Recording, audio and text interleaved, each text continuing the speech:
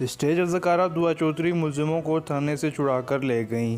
Green town میں stage اداکارہ دعا چودھری کے گھر پارٹی پر پولیس نے ریڈ کیا، جبکہ اداکارہ گرفتار ملزموں کو تھانے سے چھڑا کر لے گئیں۔ اسٹیج آرٹسٹ دعا چودھری کے گھر سالگرہ کے فنکشن کے دوران ساؤنڈ ایکٹ کی خلاف ورزی پر پولیس نے ریڈ کیا اور 2 افراد کو حراست میں لیا، جس کے بعد دعا چودھری نے اپنے ساتھیوں سمیت تھانے پر دھاوا بولا، اہلکاروں کی وردی پھاڑی اور تشدد بھی کیا۔ پولیس نے مقدمہ درج کر لیا، تاہم کوئی گرفتاری عمل میں نہ لائی جا سکی۔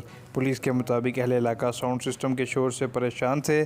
15 پر اطلاع پر ڈانسر دعا چودھری کی سالگرہ کی تقریب پر چھاپہ مارا، تاہم نفری کی کمی اور خاتون اہلکار کی عدم دستیابی کے باعث حملہ آوروں کو نہ پکڑا جا سکا۔